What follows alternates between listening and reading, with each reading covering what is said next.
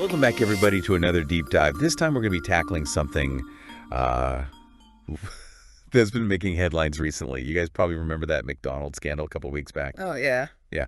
Well, that's kind of what got us thinking about the environmental impact of mega farms, specifically pig farms, down on the Yucatan Peninsula. Right. We've got some research reports here that reveal a pretty complicated story where it seems like economic growth is clashing with the health of local communities. Yeah. And the surrounding ecosystems. And ultimately, this all ties back to something we all need and think about, the food that ends up on our plates. Yeah, exactly. So to really grasp this issue, I think it helps to try to actually picture yourself.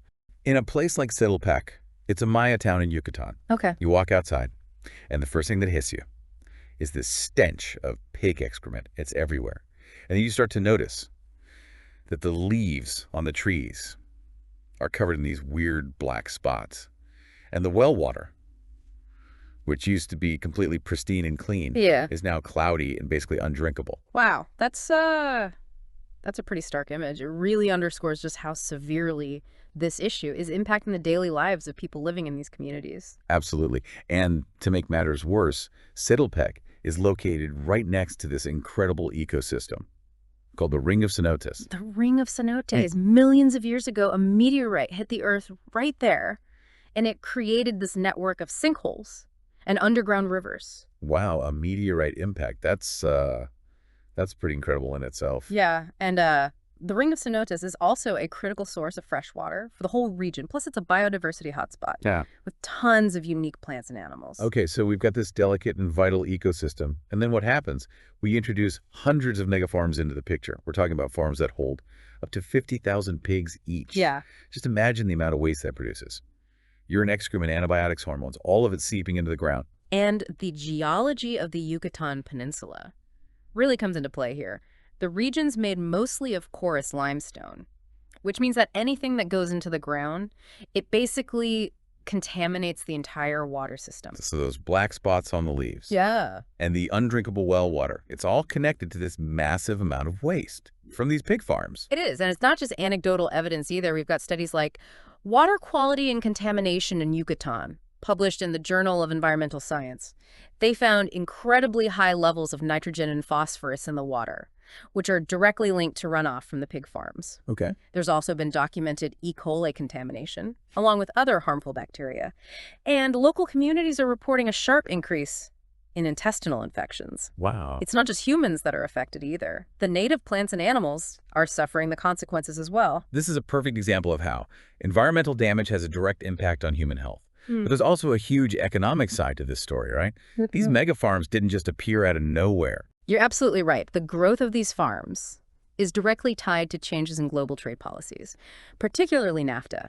When those restrictions on pork exports were lifted, companies like Kekén, Mexico's largest pork exporter, by the way, they saw a golden opportunity to capitalize on the increasing demand for pork from places like South Korea, Japan, and of course the U.S. Right. And I'm guessing Kekén probably tries to spin this as a positive thing, touting themselves as a major employer in the region and maybe boasting about their use of biodigesters and other so-called sustainable practices. Oh, they absolutely do. Their website is full of information about the economic benefits they bring to the region, and they heavily emphasize their commitment to using biodigesters. But are those biodigesters actually effective? That's the question, isn't it? And there's a really interesting report from the Yucatan Sustainability Institute that found that while these biodigesters can help with some waste management, they're not really effectively addressing the specific pollutants that are leaching into the Yucatan's groundwater system. Kind of a greenwashing tactic. Yeah, and the report also raises questions about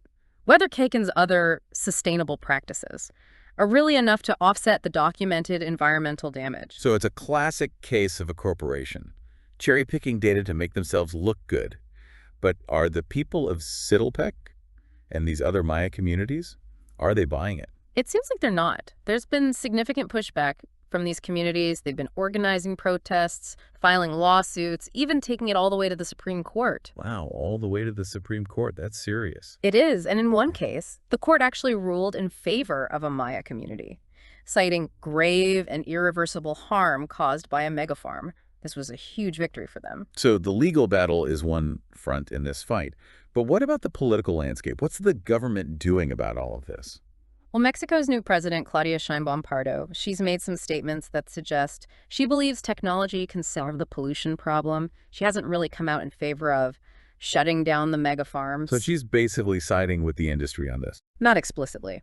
But her stance seems to be that economic growth and environmental protection can coexist, as long as the right technological solutions are implemented. She's mentioned innovations in waste treatment as a potential way forward. Hmm. But is that realistic? I mean, we already talked about how, Yeah. even with biodigesters, the contamination is still a major issue. Right, and that's a valid point. And critics of the president's approach argue that it's kind of naive to think that technology alone can solve a problem this complex. They say it's going to take more than that. It's about political will and holding these corporations accountable. It sounds like there's a real clash of perspectives here. Economic growth versus environmental protection. Technological solutions versus systemic change. But what about the Maya communities themselves? Where do they fit into all of this? Yeah. It seems like their voices are often overlooked. You're absolutely right. It's crucial to remember that this issue, it's not just about environmental damage. It's about human rights and social justice. The Maya people have a deep spiritual connection to this land and its water.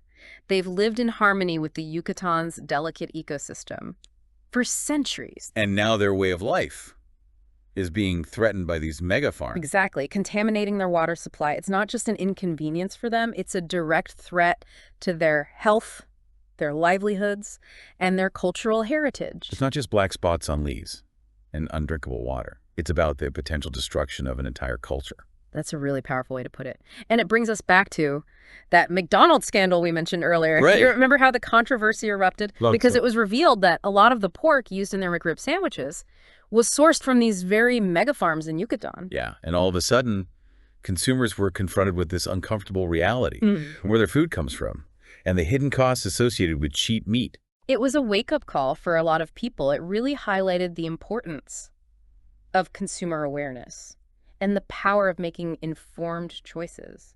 So what can we do as individuals? I mean, it's easy to feel overwhelmed by the scale of this problem. I understand that feeling. But even small actions can make a difference. For starters, we can try to be more conscious consumers.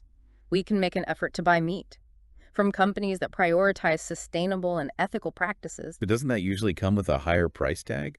Not everyone can afford to pay a premium for their food. That's true. It speaks to the larger systemic issues. But there are other things we can do that don't require spending more money. We can educate ourselves about where our food comes from. We can support organizations that are working to protect the environment and promote sustainable agriculture. And we can have conversations about these issues with our friends and family. It's about using our voices and choices to push for change. Exactly. Every little action contributes to a larger movement. And the Maya communities are leading the charge, right? They're not just sitting back and accepting this. Absolutely not. They've been incredibly resilient and resourceful. In their fight against these mega farms, they're organizing protests, documenting the environmental damage, collecting water samples, and filing lawsuits. They're even working to revive traditional farming practices that are more sustainable. And in harmony with the environment. It's inspiring to see them standing up for their rights and their heritage. It really is. It just goes to show that even in the face of powerful corporations and government indifference, communities can make a difference when they come together and fight for what they believe in. So we've talked about the problems, the complexities, and the inspiring resistance efforts.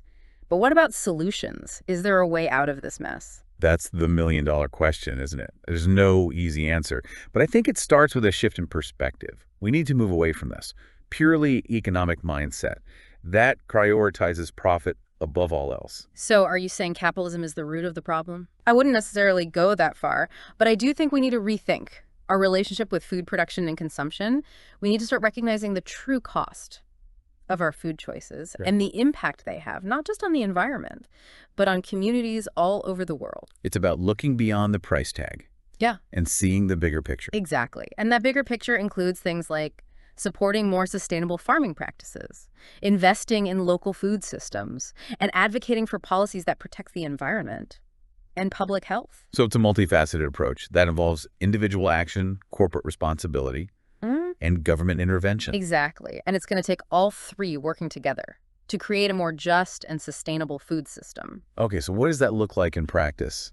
Are there any concrete examples of solutions that are actually working Any success stories we can learn from? There's some really encouraging examples of alternative models emerging. For instance, some Maya communities are working to revitalize traditional agroforestry practices. These practices combine crops, trees, and livestock in a way that's much more sustainable and in tune with the local ecosystem. It's about working with nature, not against it. That sounds promising. Are there any larger scale examples, anything that could be applied beyond small communities? Yeah, there are some innovative companies out there that are trying to do things differently. One example is this company called Free Range Farms. They're using a rotational grazing system for their pigs, which helps to minimize waste, and it actually improves soil health. And they're also committed to humane treatment of their animals. So treating the animals well is part of the solution. I guess that makes sense if we're talking about a truly holistic approach. Absolutely.